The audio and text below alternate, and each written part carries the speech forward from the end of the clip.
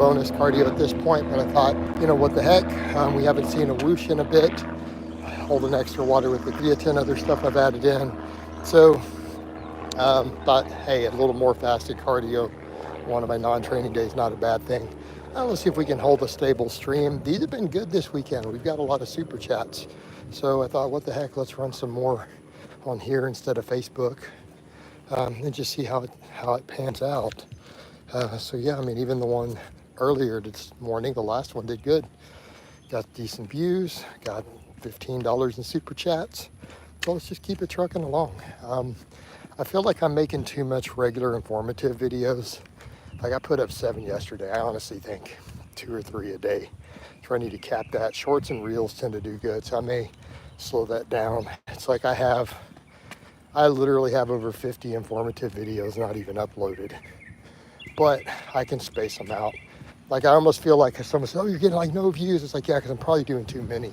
Because some of them we end up getting 1,000 views, but it's like I might be throwing too many in the feed. And that's okay. I could literally just spam Facebook with posts instead of that, and they'll all make money, every single one of them. So I might as well do that instead, right? I don't have to make too many videos. Because I think it's a point where it's too much saturation for my audience. And people who like the lives. They don't necessarily watch all of that either. So we'll just mix it up a little more. My training vlogs tend to do the best on everything. Oh yeah, coach, we at it again. We're at it, Rufio. We're at it again. But I mean, really, if I look at stuff for the last week, like my training vlogs are really the biggest hit. Client vlogs get almost no views anywhere. My training vlogs tend to get the highest views on Facebook, and they tend to get the most money even on here. So it's really what's that. Jason, someone trains in the gym and when they do certain exercises, it causes flatulence. I'm not even going to answer that. Next. But yeah, Rufio, we at it again. Like exercises do not cause flatulence. You need to keep improving your gut health. Make sure you don't have lactose intolerance to your protein shakes or whatever. It's not an exercise. Just stop. All right. Time to decommission the client blogs. I saw Ted only had, I think it's also because I have too much other informative stuff. No, I mean, I need to keep the client blogs going. But they don't generate the interest that they used to. Honestly, Emma's vlogs got the most interest ever. You've been very consistent with training, Jason. Thank you, King. We always are. I noticed that looking back, even at Facebook, like some of Emma's vlogs were getting 7,000, 8,000 views on Facebook at one time. Yeah, everyone liked Emma. So yeah. She chatted with me a while back about eventually coming back and doing vlogs, actually. But she's not really lifting at the moment. She's actually doing marathons and stuff.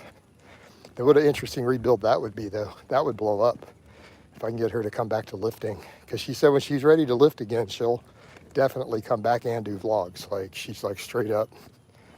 You're looking good, brother. That weight is dropping off. Man, I'm actually up this weekend. I'm kind of laughing. Everyone's like waiting on the whoosh, but I'm like, guys, I'm like up a hair. But again, my waist is smaller and I know I'm in a deficit. So we can't stress stuff like that, Like I know beyond a shadow of a doubt I'm in a deficit. I know I'm doing the fasted cardio. So we just deal with whooshes and swooshes and stalls. But yeah, I mean, my waist is objectively smaller, like I've verified beyond a shadow of a doubt that it's smaller this week. But I'm technically like up a pound this weekend. But we just keep hammering the fasted cardio, right? Keep the diet clean, keep hitting the cardio. I'll eventually go down under 200 no matter what. Drop your like, please. That's right, man. Get those likes up, guys. Get them super chats up. This weekend has been really good for super chats all of a sudden, though, hasn't it, Rufio? Like if you caught that.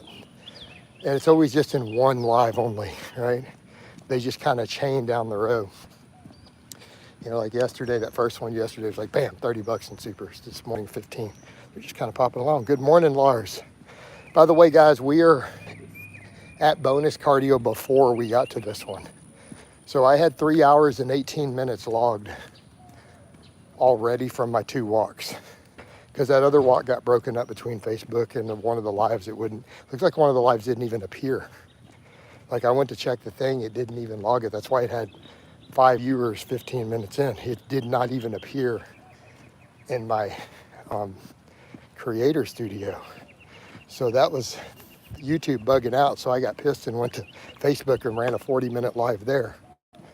And then came back and then had a good one.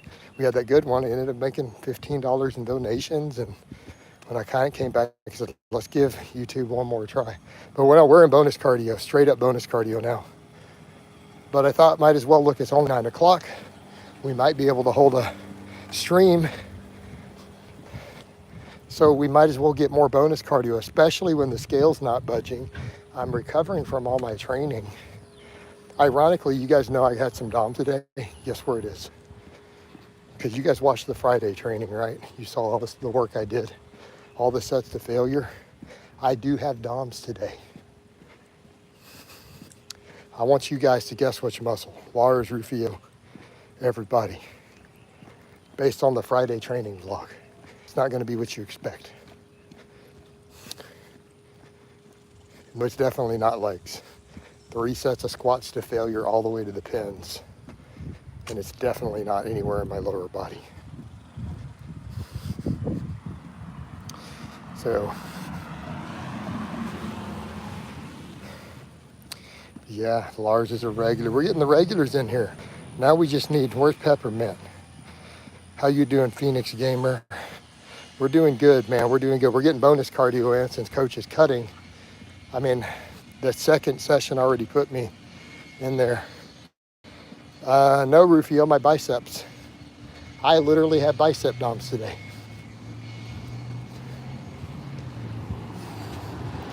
Now, I did increase the weight on the curls. I did 3 sets of curls to failure, but they hit 8 reps. So I have bicep DOMs. I'm not used to bicep DOMs. So I'm kind of sitting here going, wow, well, that's different. Again, I did increase the weight on the strict curls. Like had been doing like 10 or so reps, 10, 11 to failure. So I added 10 pounds on it, right?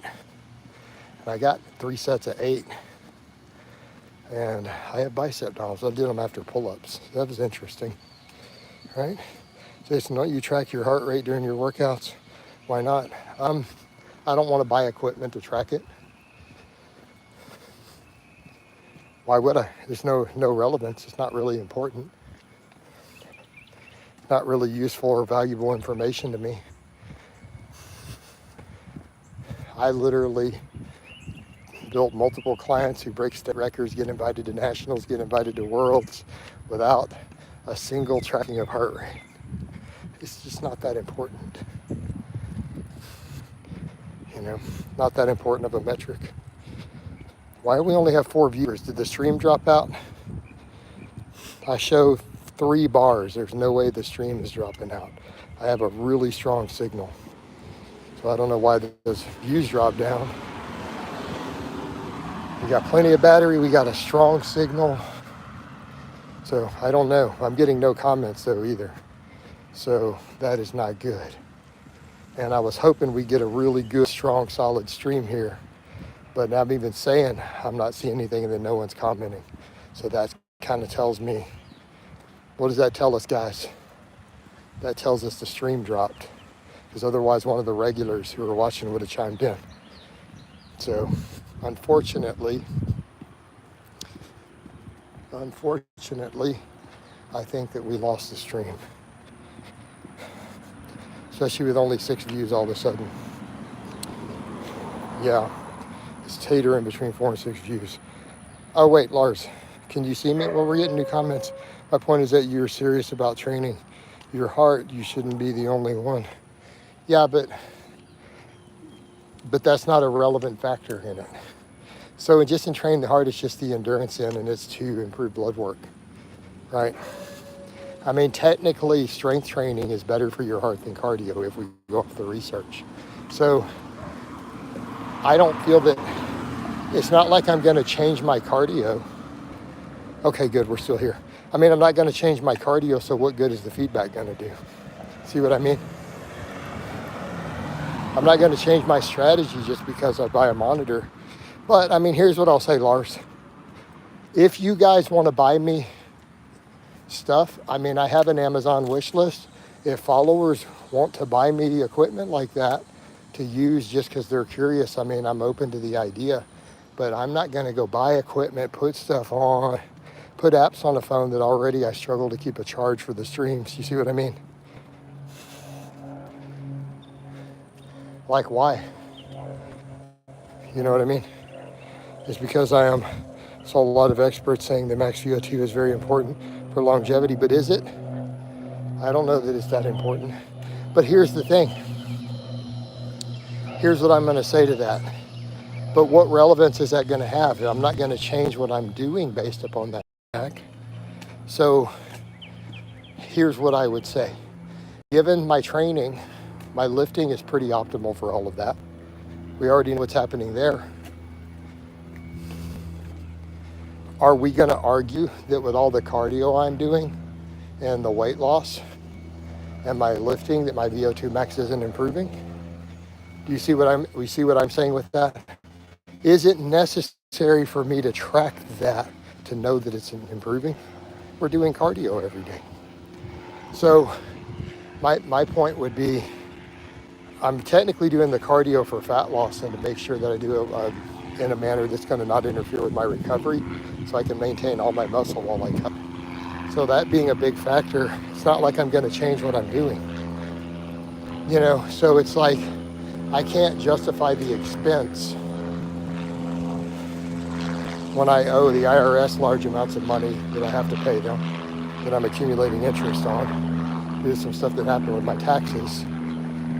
You know, when I have a tree just fell on my car and I have a deductible for my insurance or repairing it hopefully tomorrow, you know, it's kind of like, and the economy's slow. I can't justify going and buying a bunch of gadgets when it's not going to affect what I do.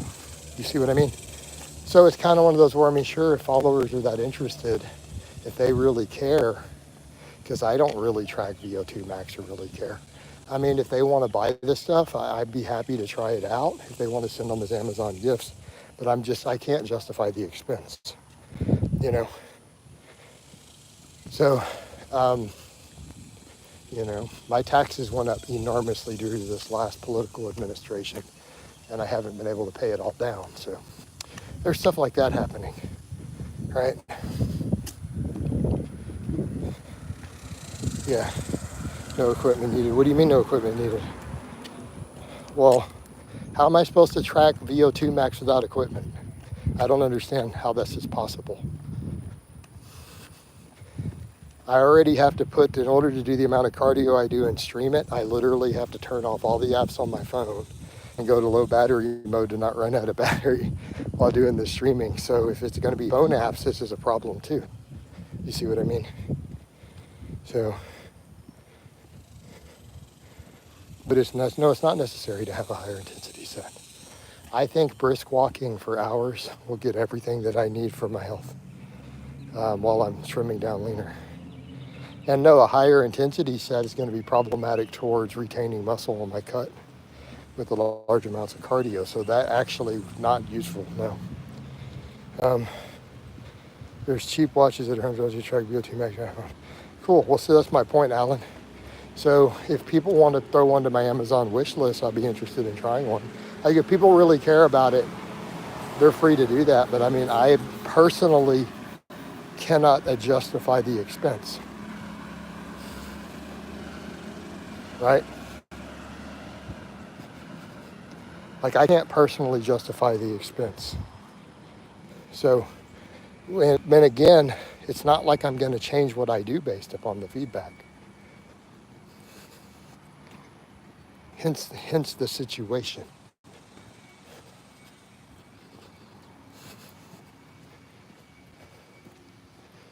Right. So therein lay the dilemma. Like, there's just no point in me doing that.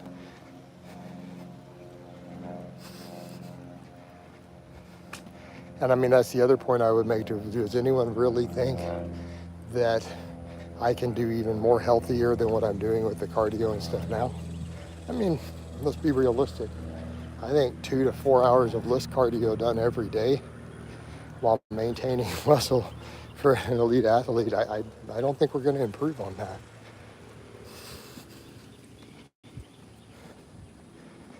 You know, but again, it's not necessary always to track these things. I mean, if you want to, you can, but it's not technically necessary at all. So,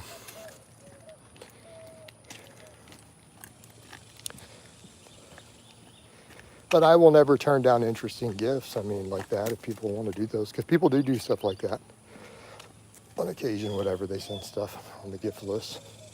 I had a dude was like, "You said you hate your flip-flops. I want to send you some better flip-flops." Like, okay, cool, man. And he did, and they're comfortable. So when I go take my trash out, I have new flip-flops that a fan bought, you know. I mean, that's cool. So it's kind of the same thing if someone says, "I want you to try this wearable." It's like, okay, great. I mean, if you guys want to send me one, that's cool. You know, but I'm not going to go buy one. Would you ever consider becoming a genuine hybrid athlete? No. What I will consider is getting leaner right now. See what I mean, Rufio? We have to be single-minded in our goals. Like, we don't want to start being schizophrenic in our goals when we have specific goals that we have set. It's not wise. Quick bursts of high intensity zone 4 shouldn't increase even. They also interfere with lifting and will also interfere with my recovery while in a calorie deficit attempting to maintain leg muscle. There's also that, Alan.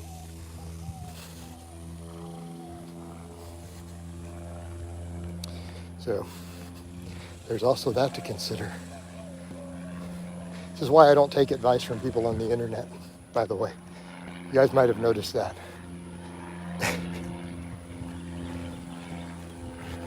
People mean well, but you'd be shocked at the amount of advice I get in comments, DMs, between all my platforms, right? Like if I were to take every bit of advice I get,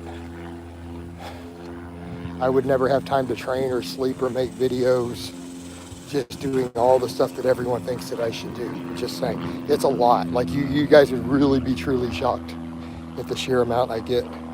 I'd have to do 7 different types of pull-ups, consider your max priority.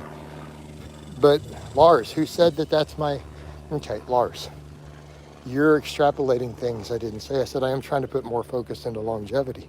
But my primary focus right now is a leaner physique to trim body fat down while retaining strength and then maybe hopefully building my arms a little. That's actually my primary. I think maybe you extrapolated a little too far with what the current primary goal is. Now, I do want better longevity. I do want to push more of that into fitness. But at this moment, no, that is not the primary. That is going to be a very, very likely outcome from it, because I think we can all agree me doing more cardio to drop extra body fat and get lean while keeping my diet on point is probably going to help my longevity and heart health considerably, right? I think we can all agree with that statement.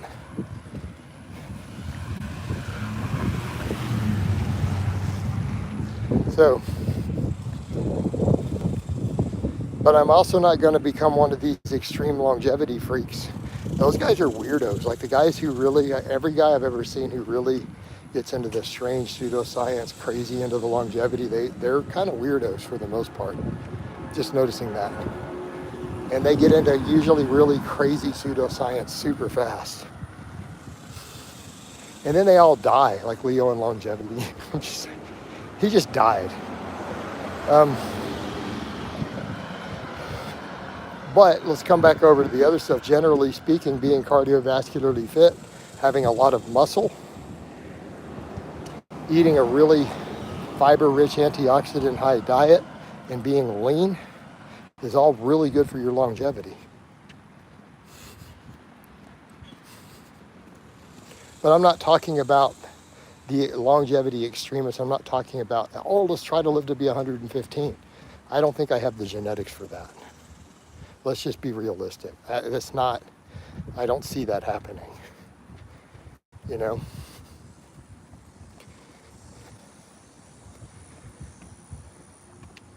Right?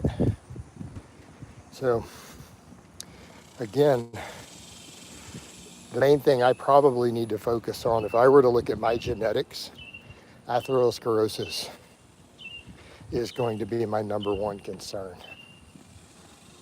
And then, of course, controlling inflammation and blood pressure to some extent after that moving forward. So again, staying in lighter body weight.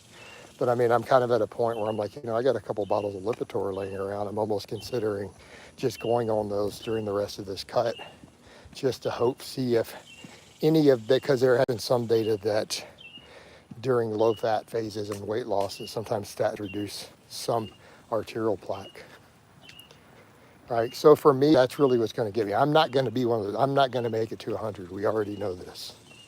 It's just not in my genes. Nobody on either side of my family reaches those sort of numbers. It just doesn't happen.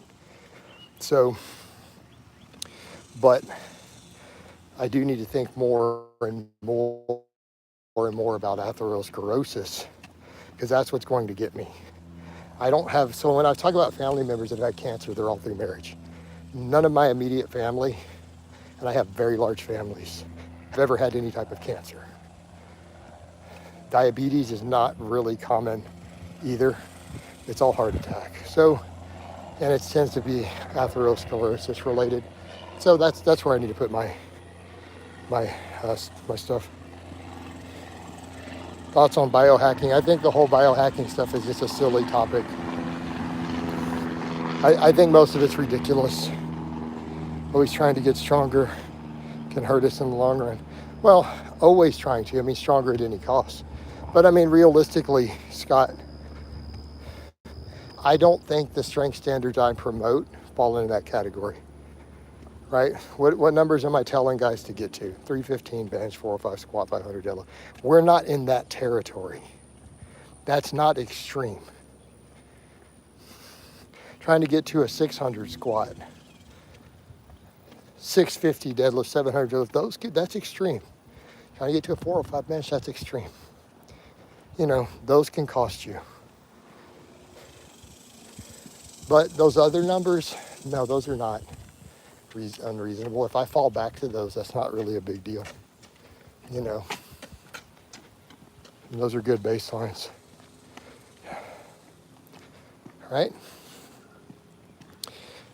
This may be cutting out though, guys. It's 9:30 and I'm down to one. I just have one bar of my signal. So just a warning, it could cut out. It went up to 2. So, and I think people forget that when we talk about strength. And I think they lose sight of that. Yeah, chasing elite strength can absolutely cost you on injuries. It can cost you on the recovery end. But getting to those 3, 4, 5 plate, I don't think that falls in that category, right? I just don't think that falls in those category. Those are still reasonable long-term goals. Now, are you trying to chase them as quickly as possible? Oh, through any means necessary, blast whatever you take, bulk, get fat. Okay, that's different. But if someone just says, look, let's just work towards getting to those numbers over 10 or 15 years, lean bulk their way up to them, I don't think they're unreasonable. And I don't think they fall in that category to where they're going to hurt you. Because we come back over to gaining any amount of muscle, natural amount of muscle, is generally positive if it's lean gains for all health outcomes. Okay, those aren't unobtainable. Do you think you'll still be able to squat at least 315 when you're 60s? I have no idea, Rufio. I can't think that far with it. I can't worry about that, but I mean, 315, I guess, I hope. You know, I hope so. But I can't think that far with all of it. I'm not even going to worry about that far with it. I'm just going to do the best I can. Keep focusing on the journey. Have you guys forget the one thing. And I feel like a lot of times when people ask questions, they forget the one line that every person who's successful at every endeavor drills in your head over and over and over. And what is that? Don't be outcome oriented. Focus on be process oriented all the time. People who are obsessed with the outcomes instead of the process don't ever achieve greatness or great success in pretty much any endeavor they do. That's been noted by the experts over and over, all the successful people in every field. Tell you they're obsessed with the process. I notice everyone always with their stuff, a lot of their questions, they forget that. They always go to the outcome. And I'm like, why aren't we process obsessed? Why are you guys over here worried always about a goal somewhere way down the road? Instead of saying you picked a goal, then forget about the goal. What is the process to get there? You obsess over that process.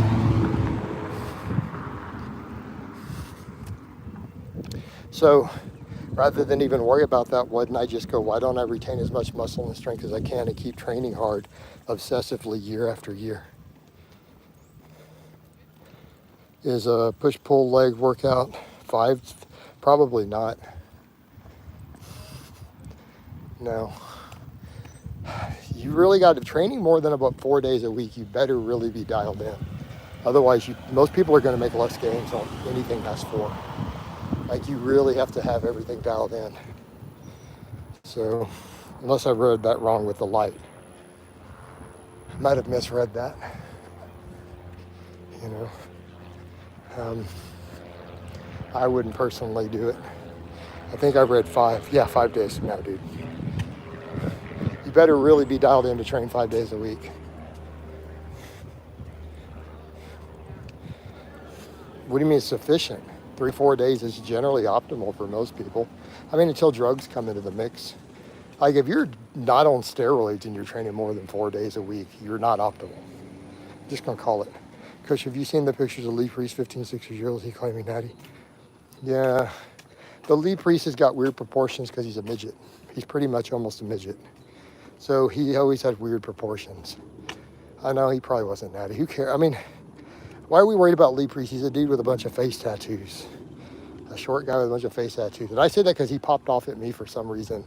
I had no beef with him and he was trash talking me. So he's a midget with face tattoos. I just don't care about him or what he says. So, dude just went off on a rant about me years ago for no reason. And I'm just like, who are you? You're some midget with face tattoos. Eat dick, dude. I don't care. Right? All right.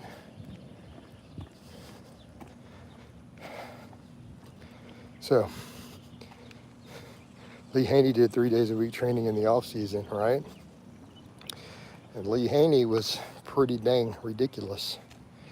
Right? I mean, so let's compare those. Right? You know? Yeah. I mean, Lee Haney clearly had a good approach.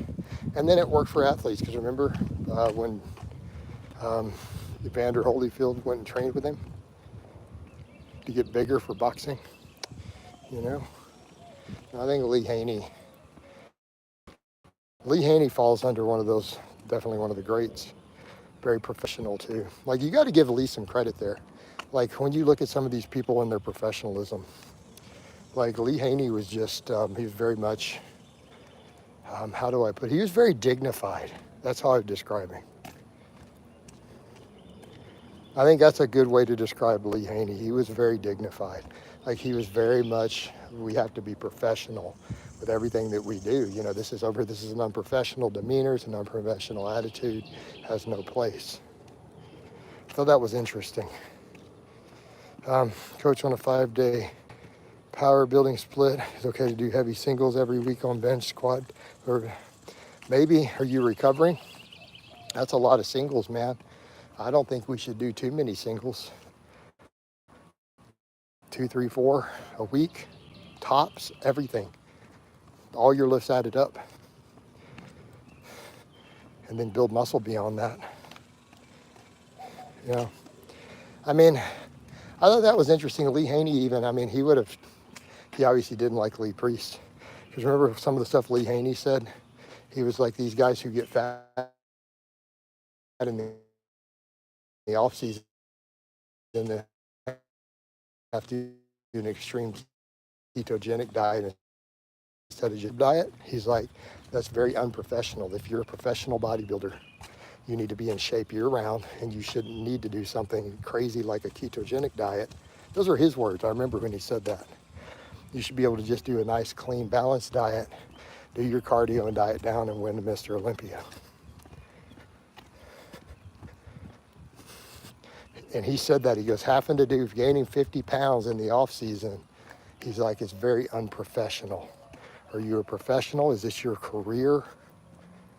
Then you need to act like it and not get out of shape like that. Just saying. That was his mindset, but he was polite about it. Like, he didn't go insulting and call him a piece of crap. He just said, that's very unprofessional. And he's like, and I don't believe in that.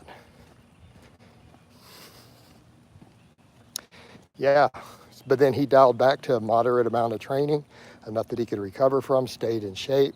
He'd get ready for his bodybuilding shows. He would up everything in terms of the training workload, add more cardio, get a bit leaner.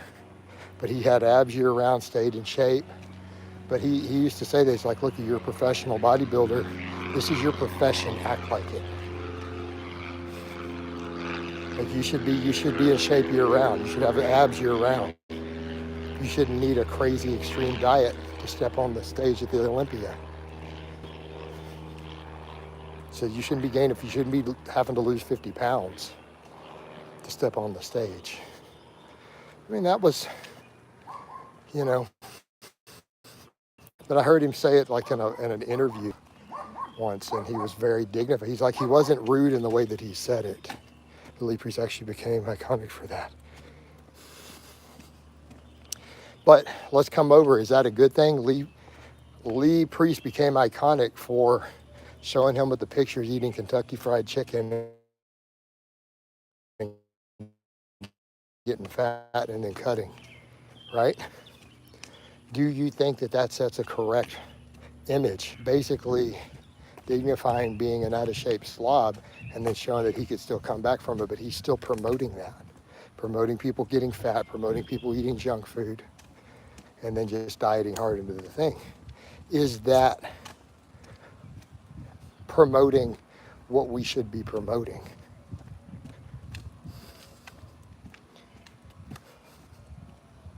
Is that sending a good message?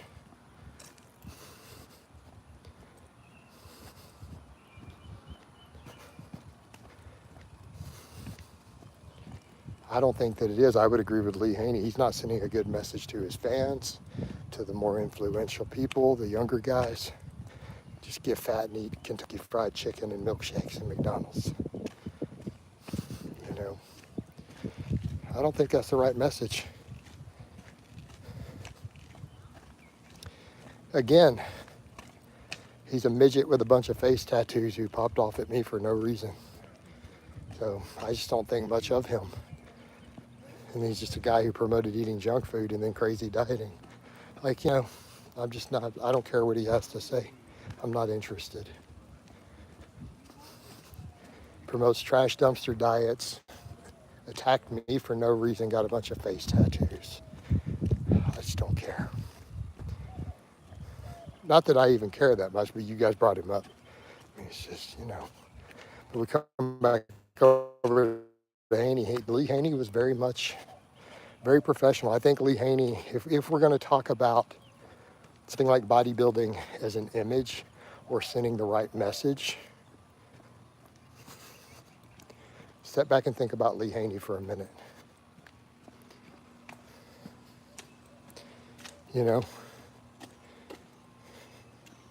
But it also aligns with his carelessness towards everything, right? It attracts fans, but again, is that a good thing? I mean, or do we want to promote that? He has come over. Lee Haney knew health and fitness, right? Yeah. No, I mean, so when we have to look at all these things, I tend to give Lee Haney a lot of credit there. Now, he was probably a bit bigger than we want to be ideally in terms of overall health and stuff to some extent. But it was right before that mass monster stuff exploded. And he said he was out because of that. Like, he retired at that point as a champion, but he actually said, I'm out. He says, because bodybuilding, he goes, this is about to turn into chemical warfare. That's it. He goes, I'm done. I'm out. He goes, he kind of said it's not bodybuilding anymore. It's about to turn next year. This becomes chemical warfare. I'm done. I'm retiring. I'm walking away. Gaining a kilo a month, okay. It's going to be mostly fat. Half a kilo should be your cap. No reason for you to gain more than that, except the few tiny exceptions I've listed, like muscle wasting diseases and stuff, you know? Yeah, so I mean, but no, I mean, let's, again, professionalism. You have to give some respect there to Haney, you know? Do you do anything specific for your bone density? I mean, I do heavy ass squats and deadlifts. You saw my old DEXA scans.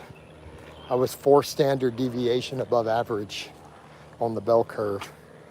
I was in the top 10th of 1% in terms of bone density on my DEXA scan. Now, granted, this was over 5 years ago, 6, 7 years ago. I think I'm good on bone density. I think heavy squats and deadlifts put me on a DEXA scan in the 4th standard deviation above average on the bell curve. All right? Why do we need anything else? I mean, obviously diet, good diet helps. Wheel spinning, incoming, why wheel spinning, incoming? Well, we're just continuing to do cardio. What do you mean wheel spinning? Oh, you mean from the lightweight? No, how about you just gain muscle? You're going to gain all the muscle you're going to gain from that. Just because you're not gaining fat leverages doesn't mean you're spinning your wheels. Is it this guy again? It's probably him. Probably that guy. I'll get rid of him in a bit. Where's the timer at? Whew. Am my math correct? Guess what, there's always ones who decide to take the villainous role. I mean, that's fine. I'm choosing not to take that villainous role at this point in my life. And I can still show that respect for someone like Haney. Like, it's you can't really say much bad about Lee Haney. And that was kind of my point. He had no scandals. You know, he always was about professionalism, respect, you know.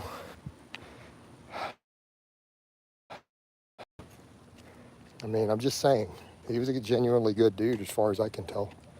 Finished back work and getting on the treadmill now. Only got up to 225 on deads, but excited to progress with them. Hey man, there you go, brother. Like we said in that other chat, man, get in, put in work. Right? There you go, man. Day 1 back on your deadlifts, 225. It's a start.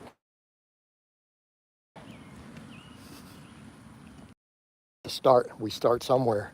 Now you just, the only way to go is up from there. All right, the only way to go is up from there.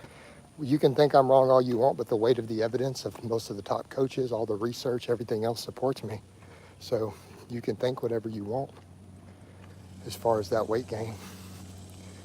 You can think I'm wrong all you want, but you're arguing against all the best experts, all the anecdote, all the evidence we have is on my side on that one.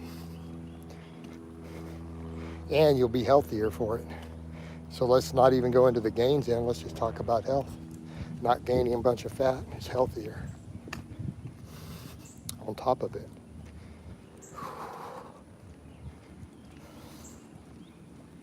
I'm gonna start heading back to the house. Do you guys know why? Anyone care to guess how much cardio I've done today? Of the fasted walking? According to my timer, I'm about to cross 4 hours. Why would you need an enema for digestive function? Why don't you eat a good diet? Eat plenty of fiber, drink water. Why do you need an enema?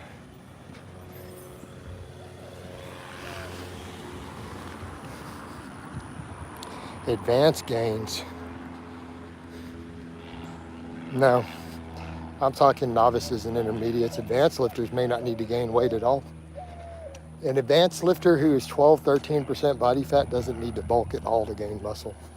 They could literally recomp at maintenance for 2 years straight, and it will not hurt their gains one bit.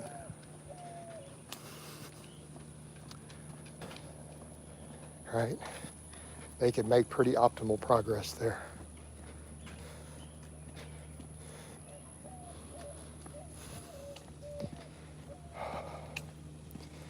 Wow. We did 4 hours of fasted walking this morning.